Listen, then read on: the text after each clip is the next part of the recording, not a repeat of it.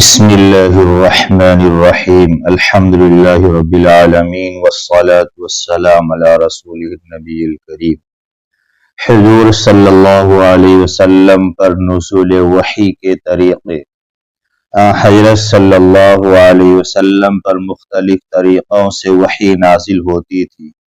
صحیح بخاری کے ایک حدیث میں حضرت عائشہ رضی اللہ تعالی عنہ فرماتی ہیں کہ ایک مرتبہ حضرت حارث بن ہشام رضی اللہ تعالی عنہ نے حضرت صلی اللہ علیہ وسلم سے پوچھا کہ آپ پر وحی کس طرح آتی ہے؟ تو حضرت صلی اللہ علیہ وسلم نے فرمایا، کبھی تو مجھے گھنٹی کی سی آواز سنائی دیتی ہے اور وحی کی یہ صورت میرے لیے سب سے زیادہ سخت ہوتی ہے۔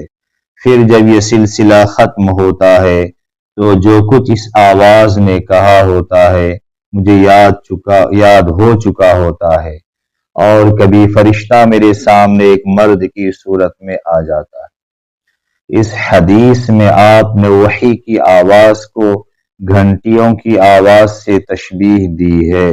شیخ محی الدین ابن عربی رحمۃ اللہ علیہ نے اس حدیث کا مطلب یہ بیان کیا ہے کہ ایک تو وحی کی آواز گھنٹی کی طرح مسلسل ہوتی ہے اور بیچ میں ٹوٹتی نہیں، دوسرے گھنٹی جب مسلسل بجتی ہے تو عموماً سننے والے کو اس کی آواز کی سمت متعین کرنا مشکل ہوتا ہے، کیونکہ اس کی آواز ہر جہت سے آتی ہوئی محسوس ہوتی ہے، اور کلام الہی کی بھی یہ خصوصیت ہے کہ اس کی کوئی ایک سمت نہیں ہوتی بلکہ ہر جہت سے آواز سنائی دیتی ہے۔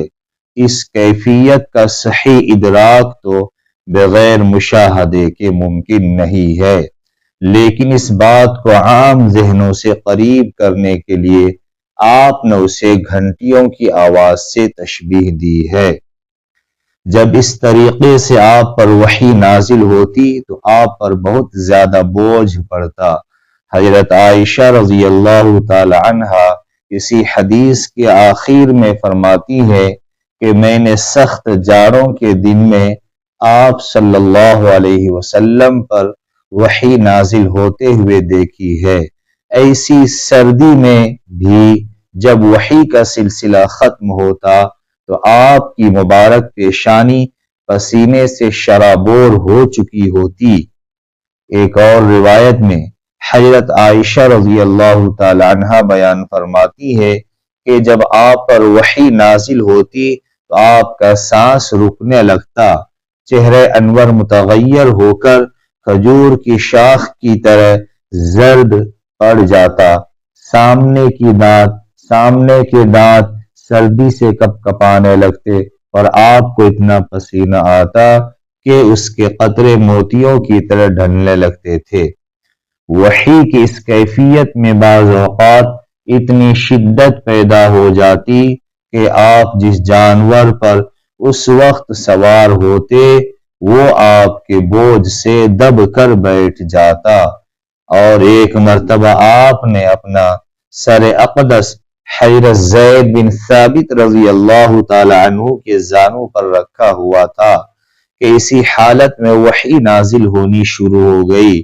اس سے حضرت زید رضی اللہ تعالی عنہ کی ران پر اتنا بوجھ پڑا کہ وہ ٹوٹنے لگی۔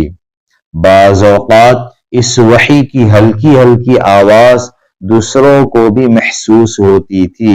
حضرت عمر رضی اللہ تعالی عنہ فرماتے ہیں کہ جب آپ پر وحی نازل ہوتی تو آپ کے چہرے انور کے قریب شہد کی مکھیوں کی بھنبھناہٹ جیسی آواز سنائی دیتی تھی۔ وحی کی دوسری صورت یہ تھی کہ فرشتہ کسی انسانی شکل میں آپ کے پاس آ کر اللہ تعالی کا پیغام پہنچا دیتا تھا۔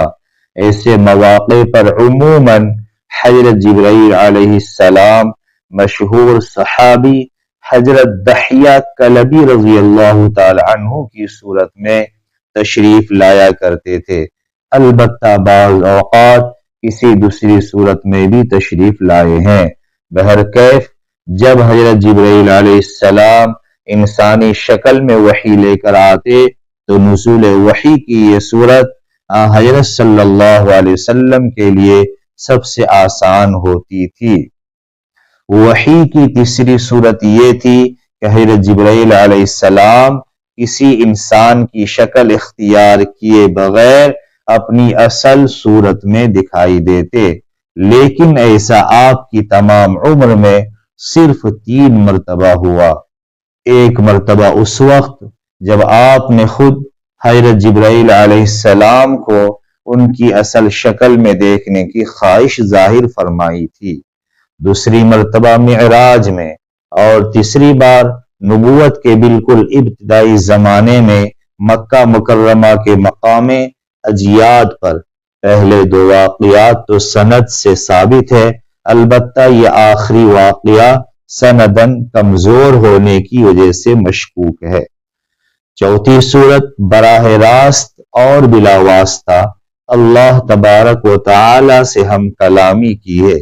یہ شرف حضرت صلی اللہ علیہ وسلم کو بیداری کی حالت میں صرف ایک بار یعنی معراج کے وقت حاصل ہوا ہے، البتہ ایک مرتبہ خواب میں بھی آپ اللہ تعالی سے ہم کلام ہوئے ہیں۔ وحی کی 5ویں صورت یہ تھی کہ حضرت جبرائیل علیہ السلام کسی بھی صورت میں سامنے آئے بغیر آپ کے قلب مبارک میں کوئی بات القاء فرما دیتے۔ اللہ تبارک و تعالی ہمیں سمجھ کر عمل کرنے کی توفیق عطا فرمائے، آمین۔